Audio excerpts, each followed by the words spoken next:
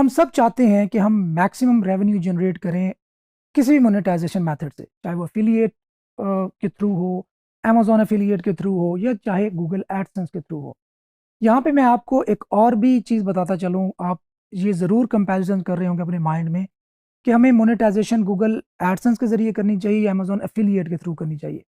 जैसे मैंने पहले बताया, बहुत सारी चीज़ें मुझे रिपीट करनी पड़ती हैं जिस पे टाइम कंज्यूम होता है, खैर, लेकिन इतनी इंपॉर्टेंट होती हैं कि उनको अगर आप छोड़ देंगे, इग्नोर करेंगे, तो आपके लिए बहुत बड़ी प्रॉब्लम क्रिएट हो सकती है। अच्छा, यह कन्फ्यूजन माइंड में रह सकती है। तो Google AdSense versus Amazon affiliate, ये एक टॉपिक माइंड में आपके आ सकता है। एक बात याद रखिए कि ये डिपेंड करता है नीश टू नीश। अगर आपने कोई ऐसी वेबसाइट बनाई है जिस पे प्रोडक्ट्स आप अमेजोन के ज़रिए सेल कर सकते हैं, तो फिर डेफिनेटली आपको अमेजोन एफिलिएट की तरफ ही जाना चाहिए। या आप गूगल एडसेंस और अमेजोन एफिलिएट दोनों एक ही टाइम पे अपनी वेबसाइट पे यूज़ कर सकते हैं, दोनों को कोई मसला नहीं है एक दूसरे से। खैर, अभी बात करते हैं optimising Google AdSense ads. Definitely हमारी कोशिश तो यही है कि हम मैक्सिमम रेवेन्यू जनरेट करें, चाहे वो गूगल एडसेंस से हो, चाहे वो अमेजोन एफिलिएट से हो। तो गूगल एडसेंस से हम मैक्सिमम किस तरह गेट कर सकते हैं? सबसे पहली बात, आपने जो एड्स की प्लेसमेंट है उसका ख्याल रखना है। अभी गूगल ने सब कुछ आसान कर दिया है। ऑटो एड्स के जरिए आप सिर्फ सिर्फ एक सिंगल पीस ऑफ कोड अपनी वेबसाइट पे अप्लाई करते हैं और गूगल खुद डिसाइड करता है कि कौन सी बेहतर पोजीशन है जहां पे एडसेंस के जो एड्स हैं वो डिस्प्ले करवाए जाएं और उससे मैक्सिमम रेवेन्यू, चूंकि गूगल ने खुद भी रेवेन्यू यहीं से जनरेट करना है, तो उसकी भी यही कोशिश होती है कि गूगल एडसेंस के जो एड्स हैं उनको बेहतर से बेहतर ऑप्टिमाइज किया जाए। खैर, अगर आप मैनुअल एड्स यूज़ कर रहे हैं या इवन अगर आप ऑटो एड्स भी यूज़ कर रहे हैं, तो मैं आपको कुछ की पोजीशंस बता देता हूं जहां पे आपको बेहतर आरपीएम और बेहतर सीपीसी मिलने की उम्मीद होती है। सीपीसी ये होता है कि पर क्लिक, और आरपीएम डेफिनेटली आपको इंप्रेशन की बेस पे कितना डॉलर्स मिलने की उम्मीद है। ये थोड़े टेक्निकल टर्म्स हैं, हमारे बहुत ज़्यादा कंट्रोल में होती नहीं, इसलिए मैं इन टॉपिक्स को ज़्यादा टच करने नहीं जाऊंगा। अच्छा, आपने क्या करना है कि आपने जो आपका कंटेंट है, जो आपका टाइटल है, पोस्ट के टाइटल के बिल्कुल जो नीचे जगह होती है वो हॉटस्पॉट होती है। वहां पे सबसे ज्यादा क्लिक्स होने के चांसेस वहीं होते हैं, और वहां पे जो एड्स होते हैं उन उन पे बहुत ज्यादा आपको रेवेन्यू वहीं से जनरेट हो सकता है। तो ये बात याद रखें कि पोस्ट की जो टाइटल है उसके बिल्कुल नीचे जो जगह है, वहां पे अगर आप एडसेंस एड प्लेस करेंगे तो वो आपको बहुत ज़्यादा फ़ायदा देंगे। अगर आप यूज़र एक्सपीरियंस के बारे में बहुत ज़्यादा कंसर्न है, तो फिर आप क्या करें, फिर आप टाइटल के नीचे एक पैराग्राफ शो करें जो कि 3-4 लाइन पर मुश्तमिल हो, और उसके नीचे ऐड शो करवाएं, और वो भी आपको बहुत ज़्यादा रेवेन्यू देगा। याद रखें, गूगल हमें क्या कहता है, एसईओ पॉइंट ऑफ व्यू से अगर हम बात करें, तो गूगल कहता है कि अबव द फोल्ड, मतलब स्क्रॉल करने से पहले पहले का जो एरिया होता है वो अबव द फोल्ड कहलाता है। अबव द फोल्ड आप ऐड यूज ना करें, वहां पे कोई वैल्यूएबल इंफॉर्मेशन या जो भी आप वैल्यू वैल्यू ऐड कर सकते हैं यूजर को, आप वो वहां पे डिस्प्ले करवाएं। लेकिन डेफिनेटली हमने अर्न भी करना है उसी कंटेंट से, तो हम थोड़ा बहुत लेवरेज लेते हैं और हम अबव द फोल्ड एक ऐड भी लोड कर लेते हैं।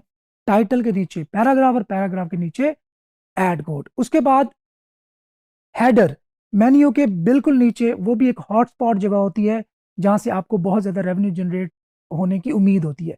इसमें मैं आपको एक टिप देता हूँ, उसको आपने याद रखना है कि जब आपकी वेबसाइट न्यू हो, जब आप अपनी वेबसाइट की ट्रैफिक के लिए, अपनी वेबसाइट की रैंकिंग के लिए बहुत ज़्यादा कंसर्न है, तो फिर आप इस बात को मेक श्योर करें कि आप अर्निंग को सेकेंडरी ऑप्शन रखें, उसको फिलहाल के लिए बहुत ज़्यादा पैनिक ना हो। पहले अपने वेबसाइट का यूज़र एक्सपीरियंस बेहतर बनाएं, क्योंकि आपके माइंड में ये भी क्वेश्चन आ सकता है, सर हमने फलां वेबसाइट देखी थी, वो तो इतनी बड़ी वेबसाइट है लेकिन वो बिल्कुल हॉटस्पॉट पे एड्स ही एड शो हो रहे हैं। उसके लिए आपको अथॉरिटी बनना पड़ेगा, उसके लिए आपको ट्रस्ट वर्दी बनना पड़ेगा, और उसमें टाइम लगता है। आप एकदम जाके किसी भी ऐसे नहीं कर सकते कि अपनी वेबसाइट को बल एड्स में ही छुपा लें, नहीं, आपको ट्रस्ट बिल्ड करने में थोड़ा टाइम लगेगा। उसके बाद डेफिनेटली गूगल भी आपको लेवरेज देता है कि चूंकि ये एक बहुत बड़ा ब्रांड बन चुका है, तो इसको अगर मैं एड्स अलाउ भी करता हूं कुछ ऐसे जो कि नॉर्मल पब्लिशर्स को अलाउ नहीं होते, तो देन इट्स फाइन। तो खैर, अगेन मेन्यू के नीचे वाला हॉटस्पॉट होता है, लेकिन उससे अबव द फोल्ड जो एरिया है वो बहुत हद तक कवर हो जाएगा। वो जो एसईओ के पॉइंट ऑफ व्यू से हमने बात डिस्कस की, उस पर थोड़ा सा हमें कंप्रोमाइज करना पड़ सकता है। So once your website established, then आप वहां पे भी ऐड यूज कर लें, कोई हर्ज नहीं है, उससे आपके रेवेन्यू बढ़ जाएगा। लेकिन इफ यू आर न्यू, तो आप वहां पे ऐड कोड यूज ना करें। अच्छा, उसके बाद फर्स्ट पैराग्राफ के बाद एक ऐड यूज किया और उसके बाद एक पैराग्राफ है, उस पैराग्राफ के बाद भी आप ऐड यूज कर सकते हैं। इसमें एक और पॉइंट बहुत गौर से सुने और याद रखें कि जहां पे आपने प्रॉमिस्ड कंटेंट शो किया है, उसके बिल्कुल नीचे आप ऐड डिस्प्ले करवाएंगे, तो वहां पे आपको एडसेंस का जो रेवेन्यू है वो इंक्रीज हो जाएगा। लाइक आप एक टूल वेबसाइट बना रहे हैं, आप बेबी नेम जनरेटर एक टूल यूज कर रहे हैं, अपनी वेबसाइट पे शो करवा रहे हैं, तो उस टूल पे जहां पे आपने लोगों से इनपुट लेना है किसी भी किस्म का, अगर उसके बिल्कुल नीचे ऐड शो होंगे, तो वो एक हॉटस्पॉट होगा, वहां पे आपको ज्यादा क्लिक्स मिलने की उम्मीद है और आपका सीटीआर, क्लिक थ्रू रेट, भी बढ़ने की उम्मीद है। अच्छा, इसके साथ साथ अगर आप डेस्कटॉप के लिए ऑप्टिमाइज कर रहे हैं, तो साइड बार में जो टॉप पोजीशन होती है, वो वाला विजेट एक की पोजीशन होती है, जहां पे आपको कंपैरेटिवली एड पे जो क्लिक है वो ज्यादा मिल सकते हैं। लेकिन मोबाइल में साइड बार जो कि नीचे चली जाती है, तो मोबाइल के लिहाज से आपको ऑप्टिमाइजेशन में थोड़ा सा शिफ्ट करना पड़ता है। अगेन वो एक जो पोजीशन मैंने आपको बताई, अगर बाकी सबको मैं निगलेक्ट भी कर दूं, वो एक पोजीशन जो कि टाइटल, टाइटल के नीचे फर्स्ट पैराग्राफ और फर्स्ट पैराग्राफ के नीचे जो एड्स होंगे, वो सबसे बड़ा हॉटस्पॉट और सबसे ज्यादा रेवेन्यू जनरेशन का एक मॉडल होगा। अच्छा, इसमें एक और टिप भी मैं आपको देता जाऊं, अगर आपका सीटीआर बढ़ रहा है, अगर आप इस बात से परेशान है कि सीटीआर बढ़ रहा है और ज्यादा क्लिक्स आ रहे हैं, ये भी हो सकता है क्योंकि जिस पोजीशन पे मैंने आपको बताया, इससे आपके क्लिक्स बढ़ जाएंगे। अगर आपके क्लिक्स बढ़ रहे हो, सीटीआर डिस्टर्ब हो रहा हो, सीटीआर बढ़ रहा हो, तो आप उसको बैलेंस करने के लिए मजीद ads bottom of the page वहां भी डिस्प्ले करवा सकते हैं, ताकि आपका सीटीआर समहाउ मैनेज हो जाए। तो खैर, इसमें मजीद निटी-गिटीज में जाने की जरूरत नहीं है। इसमें बहुत सारी चीजें, इंप्रेशंस के बारे में डिस्कस हो सकती हैं, क्लिक्स के बारे में डिस्कस हो सकती हैं, कौन सा इंप्रेशन काउंट होता है ये भी डिस्कस हो सकती हैं। लेकिन पहले आपको अर्निंग स्टार्ट करनी है और उसके बाद इन चीज़ों के बारे में फिक्रमंद होना है। Thank you.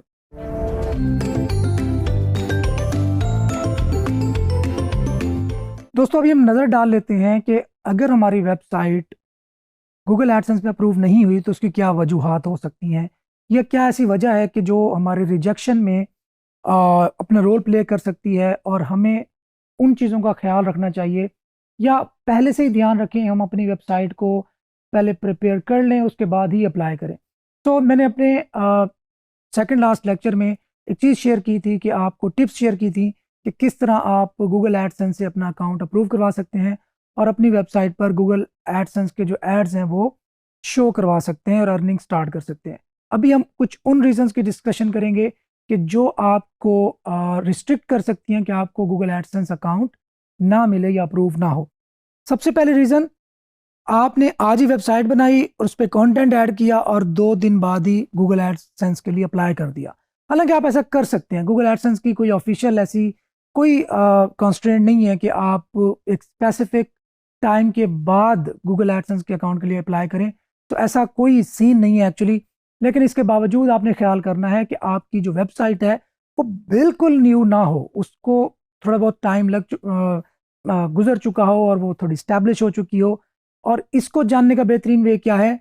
Organic traffic. अगर आपकी वेबसाइट पे ऑर्गेनिक ट्रैफिक आना स्टार्ट हो गई है, तो आप ये अज्यूम कर सकते हैं कि आपकी वेबसाइट रेडी है फॉर यूजिंग गूगल एडसेंस।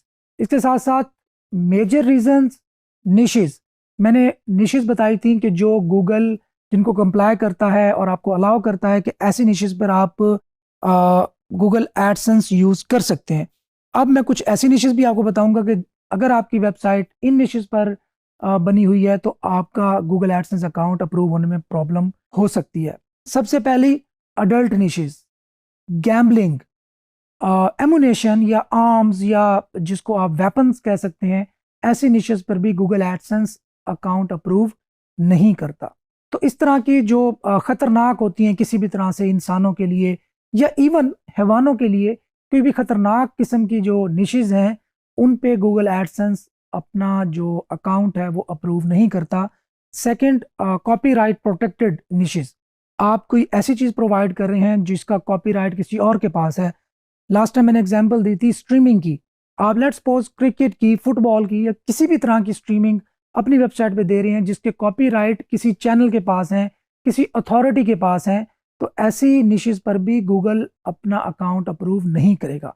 जिसमें अगर पाकिस्तान में बात करूं, ड्रामाज पे अगर अपनी वेबसाइट बनाते हैं, MP3 सॉन्ग्स पे बनाते हैं, वीडियोस आप कहीं से डाउनलोड करके उसको अपनी वेबसाइट पे यूज़ करते हैं जो कि कॉपीराइट प्रोटेक्टेड हो, या इसी तरह किसी चैनल की स्ट्रीमिंग आप इस्तेमाल करते हैं या किसी चैनल की क्लिपिंग्स अपनी वेबसाइट पे यूज़ करते हैं, तो गूगल एडसेंस अकाउंट अप्रूव नहीं करेगा। अगर पहले कि आपने अप्रूव करवा लिया और फिर ऐसी निशेस की तरफ आप आ गए तो आपका अकाउंट रिस्ट्रिक्ट हो सकता है। तो आपने याद रखना है कि निशेस बहुत बड़ा और वाइटल रोल प्ले करती हैं कि आपको गूगल एडसेंस के साथ कंटिन्यू करना है या नहीं करना। इसके साथ साथ आपकी वेबसाइट पे कंटेंट ही नहीं है, या ऐसा कंटेंट है जो बिल्कुल समझ ही नहीं आ रहा, या आपकी वेबसाइट का जो लेआउट है वो भी बहुत कंफ्यूजिंग सा है, तो भी गूगल एडसेंस आपको क्यों डिसअप्रूव करेगा कि आपकी वेबसाइट पे वैल्यू नहीं है, कंटेंट की कंजम्पशन नहीं है। आपकी वेबसाइट पे पहुंचते ही ऑप्शन ही सिर्फ एक रह जाता है कि यूज़र आपके एड्स पे क्लिक करे ही करे। तो इस तरह भी गूगल आपको अलाउ नहीं करेगा कि आप गूगल एडसेंस अपनी वेबसाइट पे यूज़ करें। तो आपकी वेबसाइट पे प्रॉपर कंटेंट होना चाहिए, वैल्यू ऐड कर रहा हो, एड्स एक सेकेंडरी ऑप्शन हो, ये बात याद रखें। पहला ऑप्शन यूजर के पास क्या हो, आपका कंटेंट कंज्यूम करना। सेकंड ऑप्शन क्या हो कि उस पे एड्स भी हैं, तो हाँ, अगर आप वो वहां से एड्स देखता है और वहां पे क्लिक करता है या उनको व्यू करता है, तो वो उसके पास एक सेकेंडरी ऑप्शन होना चाहिए, प्राइमरी ऑप्शन नहीं होना चाहिए। सो अल्टीमेटली कंटेंट को रीच करके ही आप ये चीज अचीव कर सकते हैं कि आपकी जो प्राइमरी ऑब्जेक्टिव है वो कंटेंट की कंजम्पशन हो, एड्स पे क्लिक करना ना हो। Third option, third point, poor quality of traffic. Last time मैंने डिस्कस किया था कि नॉर्मली सोशल जो ट्रैफिक होती है वहां पे क्लिक बेटिंग सा इमेज लगा के, थंबनेल लगा के लोग ट्रैफिक ले आते हैं अपनी वेबसाइट पे, और आगे आके पता चलता है जी जो कुछ वहां पे प्रॉमिस किया था वहां पे नहीं है। क्योंकि नॉर्मली लोग क्या करते हैं, सोशल ट्रैफिक से अर्निंग किस तरह करते हैं कि उन्होंने मिसलीड किया, फेसबुक पे शेयरिंग की, इंस्टाग्राम पे शेयरिंग की, इवन ट्विटर पे, पिंटरेस्ट पे इधर उधर शेयरिंग की अपनी वेबसाइट की, और वहां पे बड़ा कैची सा थंबनेल लगाया और वहां से ट्रैफिक अपनी वेबसाइट पे ले आए। और वेबसाइट पे जब ले आए तो वहां पे कंटेंट बिल्कुल अलग हुआ, वहां पे कीवर्ड्स को ऐसे मैनिपुलेट किया गया कि आपका जो यूजर का प्राइमरी ऑब्जेक्टिव था, जो चीज वो देख के वेबसाइट तक आया था, वो उसको नहीं मिला। तो गूगल एडसेंस ऐसी वेबसाइट पे अप्रूव ही नहीं होगा, या अगर अप्रूव हो गया तो फिर रिस्ट्रिक्ट होने के जो चांसेस हैं वो बढ़ जाएंगे। नेक्स्ट, आपने किसी तरह का साइन भी यूज नहीं करना जो आपके यूजर्स को इनकरेज करे कि आपके एड्स पे क्लिक हो। मुझे याद है, मैं अपनी ही आपको एक केस स्टडी बताता हूँ कि मैं एक साइन यूज कर रहा था जिसमें एक कार्टून सा था, एक आइकन था जिसमें वो सिर्फ यूं पॉइंट करता था नीचे फिंगर से, तो जिससे गूगल ने ये अज्यूम किया कि ये बंदा लोगों को इनकरेज कर रहा है कि गूगल के एड्स पे क्लिक करो। ये मैं आपको 2010 और 2011 की बहुत पुरानी बात बता रहा हूँ। उस वक्त ये प्रैक्टिस बहुत आम हुआ करती थी, तो मैंने सोचा कि मैं भी ट्राई करता हूँ। तो ये जो ट्राई था वो बहुत फेल हुई। उसके बाद गूगल एडसेंस अकाउंट भी बंद हो गया, और उस वेबसाइट पे जब मैं न्यू अकाउंट लगाता था, उस वक्त अलाउड भी था, तो वो सारे बंद हो गए। मतलब इस तरीके से मुझे तकरीबन 6-7 हज़ार डॉलर का उस दौर में नुकसान हुआ था। तो अब तो खैर AI बहुत स्मार्ट है, अब तो डिटेक्शन सिस्टम बहुत एडवांस्ड है। तो अब आपने इन चीज़ों का ख्याल रखना है कि आप अपने यूजर्स को किसी तरह से भी इनकरेज मत करें कि लोग आपके एड्स पे क्लिक करें। मतलब पहले ये भी होता था, जब गूगल उर्दू अंडरस्टैंड नहीं करता था तो पाकिस्तानी वेबसाइट्स में मोस्टली ये भी लगा रखा होता था कि एड्स पे क्लिक करें, या एड्स हमारी कमाई का वाहिद जरिया है, ये इस तरह इमोशनल सा मैनिपुलेट करने की कोशिश की जाती थी। तो अब आप ऐसा बिल्कुल नहीं कर सकते, क्योंकि गूगल अब इमेजेस को भी रीड कर लेता है, इवन वीडियोस को भी रीड कर लेता है, और उसके पीछे जो कंटेंट छुपा होता है उसको अंडरस्टैंड कर लेता है।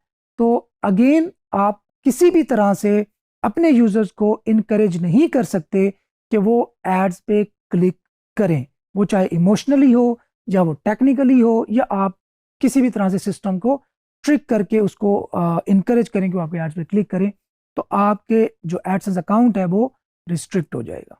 गूगल एडसेंस आपको अलाउ नहीं करता कि अगर आप 18 साल से कम एज के हैं तो आप गूगल एडसेंस यूज़ करें।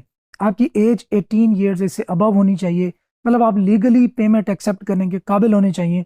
तो अगर आप कम एज के हैं और आपने गूगल एडसेंस अप्लाई कर लिया, फिर आप अपनी आइडेंटिटी वेरीफाई नहीं करवा सके किसी भी तरह, तो फिर भी प्रॉब्लम क्रिएट हो सकती है। खैर ये बहुत माइनर सा इशू है, इसमें होपफुली पाकिस्तान में तो रहते हुए इस चीज़ से इनकाउंटर नहीं होना पड़ेगा हमें।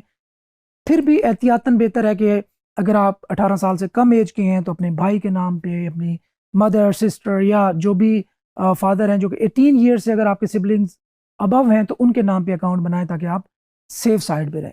तो खैर ये कुछ बेसिक सी चीज़ें थी जिससे आपने बचना है। गूगल एडसेंस यूज़ करते हुए इन चीज़ों का ख्याल रखना है, क्योंकि डेफिनेटली पैसों का मामला है, अर्निंग पड़ी होती है। गूगल आपको अर्निंग दे देता है चाहे आपका अकाउंट रिस्ट्रिक्ट हो जाए, अब तो खैर ऐसी पॉलिसीज़ हैं, लेकिन फिर भी अगर वायलेशन सीवियर होगी तो गूगल एडसेंस के पास जो अमाउंट होगी वो उसको बिल्कुल वॉश आउट भी कर सकता है, आपको उसमें से कुछ भी नहीं मिलेगा। तो इसलिए बेहतर है कि आप गूगल की जो पॉलिसीज़ हैं उनको रीड आउट करें, उनके ब्लॉग्स पे, उनके सपोर्ट का जो ब्लॉग है वहाँ पे, और देन अकॉर्डिंगली उन चीज़ों के बारे में एहतियात करें, ताकि कल को आपकी अर्निंग अल्लाह करे आपके $20,000 $50,000 पर मंथ पे पहुंचते हैं, तो ऐसा ना हो कि किसी एक छोटी सी रीज़न की वजह से आपका अकाउंट रिस्ट्रिक्ट हो और वहाँ देन प्रॉब्लम्स क्रिएट हो।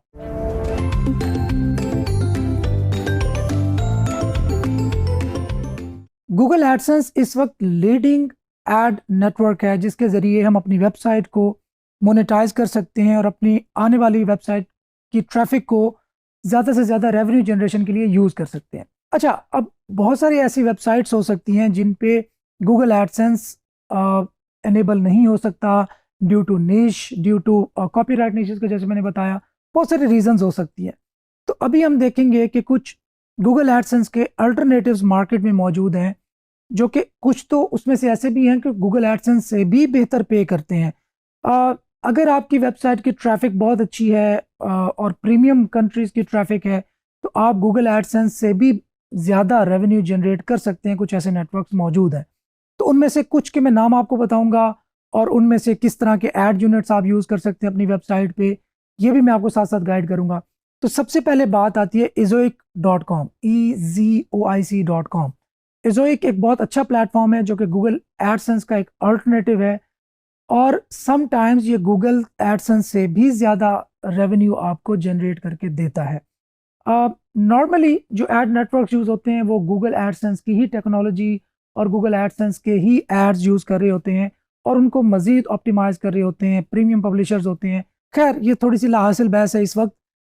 ये बात याद रखें कि ये गूगल एडसेंस के अल्टरनेटिव्स हैं। ezoic की जो ऑन बोर्डिंग की रिक्वायरमेंट्स हैं वो थोड़ी स्ट्रिक्ट हैं, मतलब अगर आपकी ट्रैफिक बहुत कम है, 1000 विजिटर्स पर डे है, तो शायद ezoic आपको अपने नेटवर्क पे ना ले। हाँ, अगर आपकी ट्रैफिक अच्छी है तो ezoic पे आप साइन अप कर सकते हैं और आप अपने रेवेन्यू जनरेशन को मज़ीद बढ़ा सकते हैं। इसी तरह एक और एड नेटवर्क है जिसको हम मीडिया वाइन के नाम से जानते हैं, वो ezoic से भी बेहतर आपको रेवेन्यू जनरेट करके देता है, लेकिन शर्त ये है कि आपकी ट्रैफिक प्रीमियम कंट्री से हो। क्या मतलब है कि अगर आपकी ट्रैफिक यूएसए से आ रही है, ऑस्ट्रेलिया से आ रही है, यूरोप से आ रही है, टीयर 1 कंट्रीज से आ रही है, तो आपका रेवेन्यू बहुत ज़्यादा बढ़ जाएगा as compare to Google AdSense. तो ezoic एंड मीडिया वाइन बहुत अच्छे नेटवर्क्स हैं।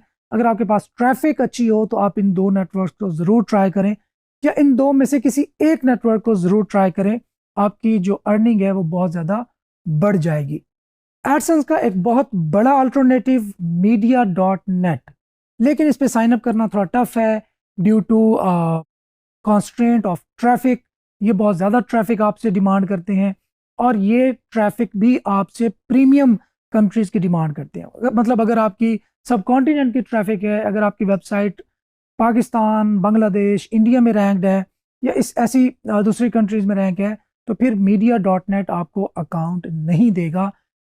अगर आपकी ट्रैफिक प्रीमियम कंट्रीज की है तो मीडिया डॉट नेट एडसेंस का एक बहुत अच्छा और बहुत इफेक्टिव अल्टरनेटिव साबित हो सकता है। अच्छा, कुछ आप इनको एडसेंस के अल्टरनेटिव तो नहीं कह सकते, लेकिन ये अ, ऐसे निशेस पे भी चल जाते हैं जो कि लाइक स्ट्रीमिंग जिस तरह की निशेस होती हैं, जिस तरह की एंटरटेनमेंट की निशेस होती हैं, उन पे भी ये अपने एड्स शो करवाना आपको अलाउ करते हैं, जिनमें तबूला है, रेव कंटेंट है, प्रोपेलर एड्स हैं। ये ऐसे नेटवर्क्स हैं जो कि आपको अपनी ट्रैफिक को मोनेटाइज करना अलाउ करते हैं रिगार्डलेस ऑफ निश। डेफिनेटली अगर अडल्ट निश होगी, पोर्नोग्राफिक निश होगी, तो उस पर तो कोई भी इस तरह का एड नेटवर्क अलाउ नहीं करता। लेकिन ये कुछ ऐसी निशेस, जैसे मैंने स्ट्रीमिंग निशेस बताई, कुछ ऐसी निशेस जो कि बहुत ज़्यादा सीरियस नहीं होती, लेकिन कॉपीराइट की वजह से आपको गूगल एडसेंस अलाउ नहीं करता, तो ऐसी निशेस को मोनेटाइज करने के लिए आप ये इन्फो लिंक्स, रेव कंटेंट, तबूला और इस जैसे प्रोपेलर एड जैसे है, इवन एड डैश सेंटर एक सीपीए नेटवर्क है जो कि बहुत इफेक्टिव नेटवर्क है और अच्छा खासा आपको पे करता है। अगेन ये डिपेंड करता है आपकी आने वाली ट्रैफिक पे। तो अगर आप किसी अच्छी कंट्री में अपनी वेबसाइट रैंक कर लेते हैं तो आप इन एड नेटवर्क्स के जरिए अच्छा खासा रेवेन्यू जनरेट कर सकते हैं। तो लेट मी रिपीट, एजोइक एक बहुत अच्छा अल्टरनेटिव है गूगल एडसेंस का। इसी तरह मीडिया वाइन, अगर इनसे नीचे आए तो तबूला, प्रोपेलर एड्स, इसी तरह के और रेव कंटेंट जैसे और प्लेटफॉर्म्स हमारे पास अवेलेबल होते हैं जिनके ज़रिए हम अपनी वेबसाइट को मोनेटाइज कर सकते हैं। ये उतना तो नहीं देंगे जितना गूगल एडसेंस आपको देता है, लेकिन ये उतने स्ट्रिक्ट भी नहीं होते जितना गूगल एडसेंस है। सो आप इनको ट्राई करें और इनको डेफिनेटली आप कंपैरिजन भी कर सकते हैं, कोई आपको कैद नहीं है। आप इन पे साइन अप करें, इनको अप्लाई करें, फिर कंपैरिजन करें कि इतनी ट्रैफिक आ रही थी, इस कंट्री से आ रही थी, वो हमें गूगल एडसेंस पे इतना रेवेन्यू जनरेट करके दे रही थी, तो अगर उसका अल्टरनेटिव के तौर पे हमने लेट्स सपोज प्रोपेलर ऐड हम यूज़ कर रहे हैं, तो उसका कंपैरिजन कर लेंगे तो आपको जो विनर होगा वो आपके सामने आ जाएगा और आप विनर को ऑप्ट करेंगे और उसके साथ कंटिन्यू करेंगे। इसमें एक और डिबेट जो नॉर्मली आपके माइंड में भी आ सकता है क्वेश्चन, कि क्या हम एक ही वेबसाइट पे दो डिफरेंट किस्म के एड नेटवर्क्स यूज़ कर सकते हैं या नहीं। तो ये डिपेंड करता है ad network to ad network, जो पॉलिसीज़ होती हैं वो डिफ़र करती हैं। जैसे आप अमेजॉन एफिलिएट विद एडसेंस आप दोनों बैक वक्त यूज़ कर सकते हैं, लेकिन एडसेंस कुछ ऐसे नेटवर्क्स को अलाउ नहीं करेगा उनके साथ काम करना जो कि ऑन क्लिक एड्स होते हैं या किसी तरह के पॉपअप एड्स होते हैं जो कि सब स्टैंडर्ड एड्स होते हैं। अब तो वैसे भी ब्राउज़र इतने स्मार्ट हो गए कि वो इनको डिसेबल कर देते हैं और उनको अलाउ नहीं करते आपकी वेबसाइट पे लोड होना। तो खैर, आप ये डिपेंड करेगा प्लेटफॉर्म टू प्लेटफॉर्म। अच्छा, हम एजोइक की बात करते हैं। एजोइक की जो स्टैटिस्टिक्स हैं वो नॉर्मली आपकी वेबसाइट की जो रेवेन्यू है वो 25 to 200% तक इंक्रीज हो सकता है अगर आप एजोइक यूज़ करें as compare to Google AdSense या गूगल एडसेंस की तरह के और एड नेटवर्क जो है उनको। इनका मोस्ट इफेक्टिव जो एड यूनिट है वो है बिलबोर्ड। मतलब मैंने आपको बताया था लास्ट टाइम कि मेन्यू के नीचे आप एक बहुत बड़ा बिलबोर्ड लगा देते हैं, इतना बड़ा एक एड यूनिट होता है। एडसेंस भी आपको अलाउ करता है जिसका साइज नॉर्मली 920x50 होता है, आई गेस, अगर मैं गलत नहीं हूँ तो उस तरह का बिलबोर्ड आप एजोइक के थ्रू भी लगा सकते हैं और उससे रेवेन्यू आपका ऑलमोस्ट डबल होने की उम्मीद है। तो अगर अगेन ट्रैफिक अच्छी होनी चाहिए। नेक्स्ट है मीडिया डॉट नेट, जो कि दुनिया के टॉप 5 एड नेटवर्क्स में आता है और 70 मिलियन प्लस जो इसके एड्स हैं वो सर्व होते हैं वर्ल्ड वाइड। तो इतना बड़ा नेटवर्क है और नॉर्मली ये जो नेटिव एड्स हैं, और नेटिव एड्स का याद रखिएगा उन पे क्लिक होने के भी ज़्यादा चांसेस होते हैं, नेटिव एड्स में ज़्यादा पॉपुलर है, लेकिन थोड़ा सा स्ट्रिक्ट है, आपकी ट्रैफिक को बहुत ज़्यादा मॉनिटर करता है और एनालाइज करता है। अगर आपकी वेबसाइट की ट्रैफिक सब कॉन्टिनेंट की है तो ये अप्रूव आपको नहीं करेगा। इसके लिए आपकी ट्रैफिक प्रीमियम होनी चाहिए, तो बेस्ट आप इससे इस्तेफादा हासिल कर सकते हैं। अगर सब कॉन्टिनेंट की ट्रैफिक पे आपने इसको अप्रूव करवा भी लिया, चूंकि मीडिया डॉट नेट के पास एडवर्टाइजर्स नहीं होंगे जो कि इन कंट्रीज को टारगेट कर रहे हों, तो फिर चाहे एक एड नेटवर्क बहुत अच्छा भी हो, उसने भी तो एडवर्टाइजर से चार्ज करके आपको उसमें से कुछ चंक देना है। तो चाहे वो ट्रैफिक आपकी बहुत अच्छी हो, सब कुछ बहुत अच्छा हो, लेकिन वो आपको बेहतर परफॉर्म नहीं करेगा। ये हो सकता है कि गूगल एडसेंस के पास सब कॉन्टिनेंट की ट्रैफिक के लिए अच्छे एडवर्टाइजर्स हों, वो ज़्यादा पे करे, एजोइक की मैं अगर एग्जांपल दूं, उसके पास कम एडवर्टाइजर हों इस एरिया के लिहाज से तो आपको कम पे करे। तो ये जो आपको स्टैटिस्टिक्स बता रहा हूँ ये एवरेज होती है, ये हर वक्त भी ऐसा नहीं होगा कि आपको लाइक ऑल द टाइम आपको एजोइक ही विनर होगा या मीडिया वाइन ही विनर होगा। ये बहुत सारे फैक्टर्स पे डिपेंड कर रहा होता है, आपके कंटेंट पे डिपेंड कर रहा होता है, आप किस कंट्री में बैठे हैं डिपेंड कर रहा होता है, आप किस चीज़ में इंटरेस्टेड हैं उस पर डिपेंड कर रहा होता है, आपकी परचेजिंग पावर क्या है उस एरिया की जिसको आप टारगेट कर रहे हैं, जहाँ से आपकी ट्रैफिक आ रही है, उस पर डिपेंड कर रहा होता है। ये तो कुछ फैक्टर्स हैं जिनको आपने माइंड में रखना है before applying for any ad network. Next, media wine मेरा पर्सनल फेवरेट है क्योंकि हाई पेइंग है, मतलब इवन एजोइक से भी ज़्यादा ये पे करता है, लेकिन इसके लिए आपकी ट्रैफिक थोड़ी अच्छी बेहतर होनी चाहिए, प्रीमियम कंट्रीज की होनी चाहिए। लेजी लोडिंग एड्स होते हैं जो कि आपको बहुत ज़्यादा आपके स्पीड पे इम्पैक्ट नहीं करते, अच्छे खासे इसके सब्सक्राइबर्स हैं, बहुत पॉपुलर नहीं है नेटवर्क ये as compare to Google AdSense या एजोइक, लेकिन बहुत प्रीमियम इसके पास एडवर्टाइजर्स मौजूद हैं और आपको जो रेवेन्यू जनरेशन है इससे ज़्यादा हो सकती है। इसको ज़रूर ट्राई कीजिएगा अगर आपकी जो ट्रैफिक है वो प्रीमियम है तो। प्रोपेलर एड्स, अच्छा हम कुछ ट्रैफिक को नॉन सीरियस ट्रैफिक या नॉन सीरियस निशेस बोलते हैं। अगर कोई ऐसी नॉन सीरियस निश पे काम कर रहे हैं आप, लेट्स सपोज एंटरटेनमेंट है, ड्रामाज हैं, मूवीज़ हैं, MP3s हैं, ऐसी नॉन सीरियस और ऐसी एंटरटेनमेंट टाइप ऑफ निशेस पे अगर आप काम कर रहे हैं तो उस पे आपको जो क्वालिटी एड नेटवर्क्स हैं वो सपोर्ट नहीं करेंगे। प्रोपेलर एड एक अच्छा एड नेटवर्क है जो कि इन बाकियों की निस्बत बेहतर आपको पे करता है। तो अगर ऐसी कोई नॉन सीरियस निशेस हैं तो आप प्रोपेलर एड ज़रूर ट्राई करें। ये आपको ऑन क्लिक एड्स भी का ऑप्शन भी देता है, आपको पॉपअप एड्स का भी नॉर्मली ऑप्शन देता है, लेकिन मैं आपको डेफिनेटली रिकमेंड नहीं करूंगा, वही रिकमेंड करूंगा जो आपके वेबसाइट का जो यूज़र एक्सपीरियंस है उस पर कंप्रोमाइज़ ना करें। तो प्रोपेलर एड्स को भी आप ज़रूर ट्राई करें, लेकिन अगर आपकी जो निशेज़ हैं या आपकी ट्रैफिक है वो नॉन सीरियस निशेज़ के थ्रू जो ट्रैफिक आ रही हो या एंटरटेनमेंट टाइप ऑफ निशेज़ पे ट्रैफिक आ रही हो, उन पे ज़रूर ट्राई कीजिएगा। नेक्स्ट है रेव कंटेंट। रेव कंटेंट बहुत अच्छा पे करता है। तबूला, रेव कंटेंट, ये दो बहुत अच्छे नेटवर्क्स हैं। अगर इन दो की बात करें तो रेव कंटेंट मेरा पर्सनल फेवरेट है, मतलब इस पे आप गूगल एडसेंस से भी ज़्यादा रेवेन्यू जनरेट कर सकते हैं और ये नॉर्मली कुछ ऐसी निशेज़ को भी करता है सपोर्ट जो कि एडसेंस नहीं करता। लेकिन अल्टीमेटली ये सारे मोस्टली इनमें से जो US बेस्ड एड नेटवर्क्स होंगे, आप याद रखिएगा उनको USA के जो लॉज होते हैं उनको उनको मीट करना बहुत ज़रूरी होता है, वरना उन पे बहुत हैवी फाइन्स भी होते हैं। तो इसलिए इनकी जो पॉलिसीज़ होती हैं ऑलमोस्ट सिमिलर होंगी, लेकिन चूँकि कुछ एड नेटवर्क्स ऐसे होते हैं जो कि अपनी पॉलिसीज़ में थोड़े से सॉफ्ट होते हैं, स्ट्रिक्ट नहीं होते, क्योंकि वो नए भी होते हैं, अभी ग्रो भी कर रहे होते हैं। जो बड़े जाइंट्स हैं जिस तरह गूगल एडसेंस है वो अफोर्ड नहीं कर सकता, मतलब अगर कोई उनके खिलाफ कोर्ट में जाएगा तो उनको जो फाइन्स होंगे वो बिलियंस में होंगे, तो इसलिए उनको बहुत ज़्यादा स्ट्रिक्ट रहना पड़ता है।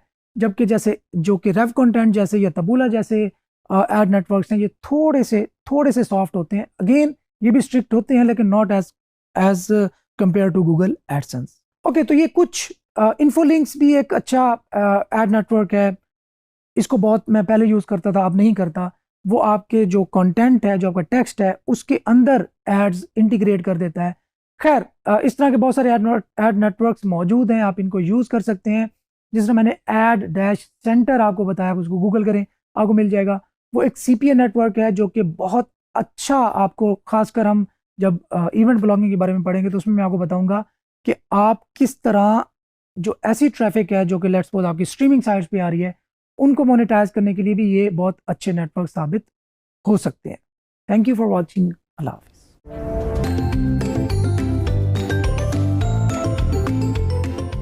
दोस्तों, अक्सर आपने ईद के आते ही ईद के बारे में वॉलपेपर्स, ईद की विशेस, ईद की कोट्स सर्च करना स्टार्ट कर देते होंगे। इसी तरह जब क्रिसमस आता है तो जो लोग क्रिसमस मना रहे होते हैं वो क्रिसमस के बारे में बहुत ज़्यादा सर्चिंग स्टार्ट कर देते हैं।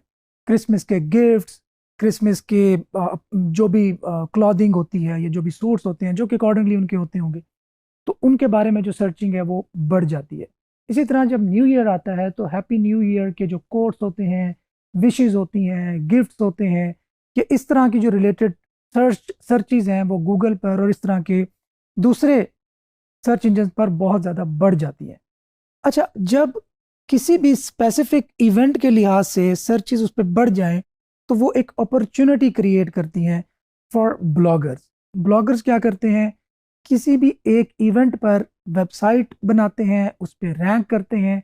चूंकि इवेंट आने पर उस पर ट्रैफिक बहुत ज़्यादा एक्सपोनेंशियली ग्रो होती है और ट्रैफिक वेबसाइट पे आने के चांसेस भी उसी हिसाब से बढ़ जाते हैं और सिंगल डे में रेवेन्यू बढ़ने के चांसेस भी उसी हिसाब से इंक्रीज हो जाते हैं। 2016 में मेरे बारे में एक ऐसी ही स्टोरी वायरल हुई थी जो कि इवेंट ब्लॉगिंग के बारे में थी।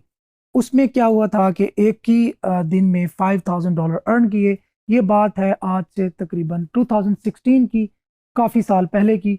तो उस वक्त की जो स्टोरी थी वो इसी टॉपिक में थी कि इवेंट ब्लॉगिंग के ज़रिए किस तरह एक नौजवान ने $5,000 से ज़्यादा रेवेन्यू जनरेट किया in a single day. So event blogging की बात आती है तो इसमें बहुत बहुत पोटेंशियल है और इसके अंदर बहुत ग्रो करने के चांसेस भी मौजूद होते हैं।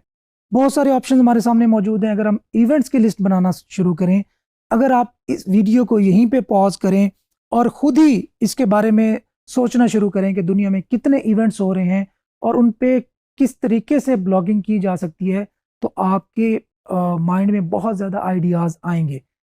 अगर हम इवेंट ब्लॉगिंग में न्यू ईयर की बात करें तो हैप्पी न्यू ईयर हर साल के आगाज़ वहीं से होता है। अगर हम रमज़ान शरीफ में बात करें तो रमज़ान शरीफ में जो रमज़ान की टाइमिंग है, सहरी और अफ्तारी के औकात हैं, उसके बारे में सर्चेस बहुत ज़्यादा बढ़ जाती है। इसी तरह प्रेयर टाइमिंग्स, हम तो खैर पाकिस्तान में रहते हैं, यहाँ पे बहुत आसान है, हर तरफ से आज़ानें हो रही होती हैं, तो नमाज के औकात जानने में हमें किसी किस्म की कोई दुश्वारी पेश नहीं आती अल्हम्दुलिल्लाह। लेकिन आप एक ऐसे मुल्क के बारे में सोचें जहाँ पे बहुत ज़्यादा आज़ानें नहीं होती या अज़ानों की आवाज़ नहीं आती, वहाँ पे लोगों को रिलाय करना पड़ता है, इंटरनेट पे सर्च करना पड़ता है कि प्रेयर टाइमिंग्स क्या होंगी। उनको फजर की टाइमिंग भी मालूम करनी पड़ती हैं, इसी तरह ज़ोहर की और पाँचों वक्त की जो नमाज है उनकी टाइमिंग के लिए उनको रिलाय करना पड़ता है ऑनलाइन ऐप्स पे या वेबसाइट पे या टूल्स पे। इसी तरीके से आगे आए 14 फरवरी एक इवेंट है। इसी तरह आगे आए तो ईद के जो औकात हैं, ईद पे बहुत ज़्यादा विशेस की, वॉलपेपर्स की जो एक्सचेंजेस हैं वो बढ़ जाती हैं। तो वहाँ पे भी हमारे पास एक ऐसा ऑप्शन होता है कि हम लोगों को उस वो जो कंटेंट सर्च कर रहे हैं उस कंटेंट को कंप्रिहेंसिवली एक जगह जमा करके उनको वो दें। इसी तरह बहुत बड़ा सोर्स सपोर्ट्स पे इवेंट ब्लॉगिंग, आपके आप देख रहे होंगे कि फीफा का वर्ल्ड कप लेट्स सपोज आ रहा है, तो आप क्या करें, फीफा पे वर्ल्ड कप पे पूरी वेबसाइट बनाएं। आप थोड़ा पहले स्टार्ट करें, उस पे हर तरह का कंटेंट जो कि आप समझते हैं कि फीफा वर्ल्ड कप पे सर्च हो सकता है वो सब कवरेज करें। इसी तरह क्रिकेट की बात करें, पाकिस्तान में तो लोगों के लहू में दौड़ता है क्रिकेट, और जबकि बल्कि पूरे सब कॉन्टिनेंट पे, अगर हम इंडिया की बात करें, बांग्लादेश की बात करें, इवन श्रीलंका की बात करें, तो यहाँ पे क्रिकेट का बहुत क्रेज़ है। तो क्रिकेट तो तकरीबन सारा साल होती है और मुख्तलिफ इवेंट्स होते रहते हैं इसके, जिसमें सबसे बड़ा इवेंट आप कह लें कि world cup. Cricket world cup पे आप खुद देखते होंगे कि कितने ज़्यादा आप क्रेजी होते हैं, आपको अपडेट्स चाहिए होती हैं, कौन सा प्लेयर खेल रहा है, कौन सा मैच कहाँ पे होगा, कौन सी दो टीम्स आगे बढ़ेंगी, स्केड्यूल क्या होगा, फिक्सचर्स क्या होंगे, वेन्यूज़ क्या होंगे, स्पॉन्सर्स क्या होंगे, कौन से प्लेयर्स खेल रहे हैं, कौन से प्लेयर्स रिजर्व में बैठेंगे, एम्पायर्स कौन से होंगे, अगर कोई विजिट करना चाहता है तो टिकट्स कहाँ से मिलेंगी, मैचेस की लाइव कवरेज आपको शो हो रही हो कि आपको स्कोर कार्ड इस वक्त क्या चल रहा है, आपको कमेंट्री भी आप लोग इंटरेस्टेड हो। तो इतनी ज़्यादा जब क्रेज होता है किसी भी इवेंट का, तो उस पे सर्चेस उसी हिसाब से बढ़ जाती हैं और अल्टीमेटली जो वेबसाइट उस वक्त रैंकिंग में टॉप पे आती है तो वो बहुत बड़ा चंक ऑफ ट्रैफिक ले जाती है, और ज़्यादा ट्रैफिक का मतलब है अल्टीमेटली ज़्यादा रेवेन्यू। ज़्यादा ट्रैफिक जब आएगी तो डेफिनेटली अर्निंग भी उसी हिसाब से ही आएगी। तो ये बेसिक सा कॉन्सेप्ट है इवेंट ब्लॉगिंग का, कि आपने एक गेस किया कि एक स्पेसिफिक टाइम पे एक स्पेसिफिक इवेंट होने जा रहा है इतने अरसे बाद, और उससे आप कम अज़ कम, मैं तो आपको ये सजेस्ट करूंगा कि मिनिमम 6 months बिफोर इवेंट आप अपना ब्लॉग सेटअप करें और अपना काम स्टार्ट कर दें। क्योंकि एसईओ की हम जब बात करते हैं तो ये थोड़े स्लो है, मतलब आपको रैंकिंग में थोड़ा टाइम लगता है, आपको पेशेंस रखना पड़ता है, देन आपकी वेबसाइट ग्रेजुअली रैंक होती है। और अल्टीमेटली अगर आपने इवेंट से 2 दिन पहले लेट्स सपोज स्टार्ट की तो 2 दिन में तो रैंक नहीं कर सकते, तो वो इतना फ्रूटफुल नहीं होगा। तो एनफ टाइम लें, लेट्स सपोज 6 महीने टाइम लें। अब इवेंट्स के बारे में बात होती है तो आपको ये भी पता होना चाहिए कि कौन से इवेंट में कितना पोटेंशियल है। मतलब कि यहाँ पे भी जिस तरह हमने निश रिसर्च की थी, यहाँ पे प्रॉपर इवेंट रिसर्च होगी कि किस इवेंट में कब आ रहा है, उसमें पोटेंशियल कितना होगा, हमें ट्रैफिक कितनी मिलने की उम्मीद है, और उसको हम कितना कन्वर्ट कर सकते हैं, और उसको हम मोनेटाइज किस तरह कर सकते हैं। याद रखें, इवेंट्स भी उसी तरह मोनेटाइज होते हैं जिस तरह नॉर्मल हमारी वेबसाइट होती है, लेकिन चूंकि इसमें थोड़े टाइम में बहुत ज़्यादा ट्रैफिक आ रही होती है तो इसमें अर्निंग के जो चांसेस हैं वो बहुत ज़्यादा बढ़ जाते हैं। इमेजिन करें कि आप टर्की में लेट्स सपोज किसी होने वाले फुटबॉल इवेंट को कवर करने जा रहे हैं। तो अब टर्की की हम जब बात करते हैं तो डेफिनेटली वहां पे भी फुटबॉल का क्रेज है। तो फुटबॉल के क्रेज से फायदा उठाते हुए वहां पे जो करेंसी है वो भी एज कंपेयर टू पीकेआर बेहतर है, तो वहां पे अर्निंग हमें ज्यादा होने की उम्मीद है। अल्टीमेटली क्या है, हमने वेबसाइट को रैंक करना है, उस पर ट्रैफिक लेके आनी है। जब ट्रैफिक आएगी तो अल्टीमेटली हमारी रैंक अर्निंग जो है उस हिसाब से इंक्रीज हो जाएगी। अच्छा, इसी हिसाब से आप यूरोप में जाएं। यूरोप में बहुत सारे events, like almost daily events चल रहे होते हैं। अगर आप किसी इवेंट को कवर करते हैं और वो इवेंट किसी ऐसी चीज से रिलेटेड है जिस पे अमेजोन की प्रोडक्ट्स भी मौजूद हो, तो आप Amazon affiliate marketing with event blogging भी कर सकते हैं। इसमें आपको बेहतरीन एग्जांपल दूं आपको, जिस तरह ब्लैक फ्राइडे है, साइबर मंडे है, इस तरह के बहुत सारे इवेंट्स होते रहते हैं गोरों के देश में। तो अगर आप ऐसी किसी इवेंट पे वेबसाइट रैंक कर लें तो मैं आपको इतना बताऊं कि इतना भी पोटेंशियल है कि आप 50,000 से $1,00,000 एक दिन में कमा सकें। इतना पोटेंशियल मौजूद है। लेकिन अगेन मैं आपको कोई डे ड्रीमिंग नहीं दिखाना चाह रहा। उसी हिसाब से मेहनत भी होगी, उसी हिसाब से आपको एफर्ट भी करनी पड़ेगी, आपको डेफिनेटली वेबसाइट बहुत टॉप नॉच बनानी पड़ेगी। वहां पे कंपटीशन भी उसी हिसाब से बढ़ जाएगा। क्यों? क्योंकि जहां पे इतना ज्यादा पैसा इन्वॉल्व होगा वहां पे बाकी ब्लॉगर्स के साथ भी आपका कंपटीशन बढ़ जाएगा। तो खैर, पोटेंशियल की बात मैं आपको बता रहा हूँ, इतना ज्यादा है। इसी तरह दुनिया में बहुत सारे अवार्ड्स होते हैं, दुनिया में बहुत सारे एंटरटेनमेंट इंडस्ट्री में बहुत कुछ हो रहा होता है, तो वहां पे भी इवेंट ब्लॉगिंग करने का चांसेस बहुत ब्राइट होते हैं। जब मोनेटाइजेशन की बात आएगी तो उसको आप गूगल एडसेंस के जरिए मोनेटाइज कर सकते हैं, एफिलिएट नेटवर्क के थ्रू मोनेटाइज कर सकते हैं, सीपीए के थ्रू मोनेटाइज कर सकते हैं। सीपीए क्या होता है उसको भी हम जरूर इंशाल्लाह टच करेंगे। तो इन चीजों के थ्रू भी हम इवेंट ब्लॉग को मोनेटाइज कर सकते हैं। सो रिसर्च एन इवेंट कि जो तकरीबन कम से कम 6 महीने बाद होने जा रहा है, उस पर रिसर्च करनी है, उस पर एक ब्लॉग सेटअप करना है, उस पर कंटेंट डालना है जो कि उस वक्त सर्च होगा। अच्छा, इसमें एक और चीज, एक और बेनिफिट भी है कि एक तो प्रॉब्लम है कि आपने प्रेडिक्ट करना है कि कौन सी ऐसे कीवर्ड्स होंगे जो इस इवेंट के आने पे सर्च हो रहे होंगे उस वक्त। सेकंड, आपको ये आसानी है कि चूंकि एक इवेंट अभी हुआ नहीं, अभी होना है, तो जो रेस है वो बराबर स्टार्ट होगी। मतलब आपके साथ जो और ब्लॉगिंग कर रहे हैं, जो उस इवेंट को कवर करने जा रहे हैं, उनकी और आपकी रेस सेम टाइम पे स्टार्ट हुई है, तो सबके लिए ऑलमोस्ट इक्वल अपॉर्चुनिटीज है।